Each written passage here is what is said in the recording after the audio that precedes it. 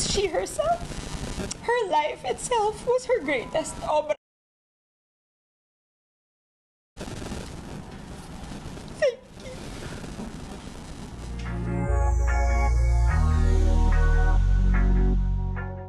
Andy Eigenman nagbigay na ng statement sa pagkawala ng kanyang ina na si Jacqueline Jose.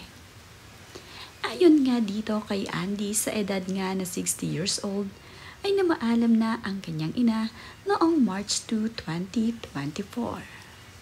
Ang sanhi nga ng naging pagpanaw ni Jacqueline Jose ay itong myocardial infarction o heart attack. Kasama naman nga ni Andy Eigenman ang kanyang nakakatandang kapatid na si Gabby Eigenman nang magbigay ito ng statement dito sa ABS-CBN. Habang nagsasalita nga itong si Andy at nagbibigay ng kanyang statement, ay hindi naman mapigilan ni Andy Eigenman na hindi ito mapaluha. Talaga namang naiiyak itong si Andy at ang kanyang kuya ang nagpapakalma dito. Nagpapasalamat din itong si Andy sa lahat nga raw ng nagdasal at ang lahat ng nagko-condolence sa kanyang pamilya.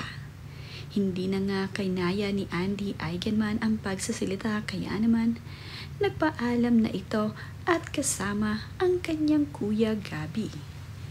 Naririto din ang ilang kamag-anak ni Andy Eigenman at ang kanyang anak na si Ellie habang siya ay nagbibigay ng statement. Yun nga dito kay Andy ay bigyan nga daw sila ng privacy ngayon at dahil nagluluksa nga sila sa pagkawala ng kanyang ina na si Jacqueline. Mananatili nga daw muna na pribado ang kanilang pagluluksa dito sa kanyang ina na si Jacqueline Jose. Instagram account naman ng anak ni Andy Eigenman na si Ellie Ejercito ay nagbahagi ng larawan nila ng kanyang lola noong bata pa nga itong si Ellie. Masaya nga ang maglola sa kanilang kuha. Ito ngang si Ellie ang unang apo ni Jacqueline Jose dito sa kanyang anak na si Andy Eigenman. Ito namang si Dimples Romana ay nagbahagi ng lumang larawan nila ni Jacqueline Jose.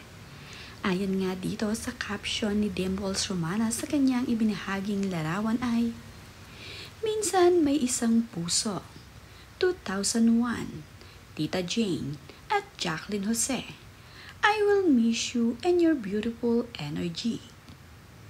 Salamat for the wisdom you have shared with all of us. An icon. You truly are. Yakap na mahigpit sa langit. Mahal kita." Lost another true icon at Jacqueline Jose. Tita Jane. I remember all the laughter, the lessons you generously taught me as a young actor back when we were shooting this movie in 2001. And for our may minamahal remake. Mahal kita at laging yayakap ng mahigpit. You will never be forgotten. Agad namang sinagot ni Andy Eigenman ang post ni Dimples Romana na, "Mahal kita, ate ko." Ito namang si Aramina ay nagbahagi ng video na kasama nga niya itong si Jacqueline Jose. Mamimiss nga rin ni Aramina itong si Jacqueline Jose na matagal nga raw niyang nakasama. Nagbahagi nga itong si Aramina ng short video clip kasama itong si Jacqueline Jose. Amaze na amaze nga itong si Aramina sa napakaganda nga daw na legs ni Jacqueline. Ito isang Otis Labanos. Ganyan ulit ito. Legs. Laki po. Pag nakita mo ang legs niya, kakanta ka ng legs mo ay nakakasilaw. Ayan, nakulit ako kasi nakatulog ako maghapon. Diba? Fresh ka, fresh. Video? Para pong reels? Reels? Wow!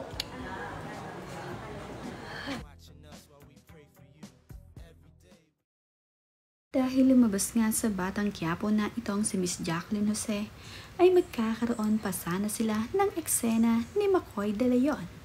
Sabi nga nitong si Makoy De Leon sa kanyang ibinahaging larawan nila ni Jacqueline Jose ay, Tita Jane, sabi mo, makakapag-eksena pa tayo. Ngunit hindi na nga natuloy ang eksenang ito ni Makoy De Leon at ni Miss Jacqueline Jose.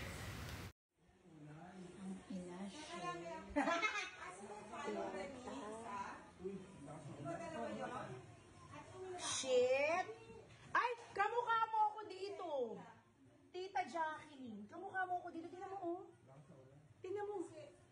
Pareho tayo ng itsura dito, oh. Actually. Ayan, oh. Kita mo yung shot na yan. Ito mo yung baba. Oo. Ayan, napakagandang babae. Award-winning academic. That's me. Oh, That's this me. is mommy. Yeah, I told you that's mommy. Oh, see? I told you that's mommy. But that's me. Gandang babae, oh. Pinakamagandang babae. Namang si Gina Crab ay nagbahagi din ng video kung saan nga kasama niya itong si Jacqueline Jose. Ayon nga sa caption ni Gina sa kanyang ibinahaging video ay, I will miss you tita at Jacqueline Jose. Ang daya mo din eh. Paset-set ka pa na makikita tayo ng March 9 or 10 kasi sure kang walang taping kaya yan ang date na binigay mo. Tapos, layayasan mo lang ako now. Kaya pala I tried calling you kaninang umaga bago kami mag-EK. Parang i-confirm ang lakad natin. Pero wish ka nang sumagot ng call and text. Nakakagulat naman tita. Ang tagal na buwang pinlano yung lakad pag uwi ko. Tapos, nagmamadali ka naman diyang umalis. Hi, hindi ako makatulog. Best in backward ako ng mga Viber combo natin for 2 years. And naiyak talaga. Hindi na pala masundan pa yon. Paalam Tita Jack. I love you. Salamat sa friendship. May you rest in peace.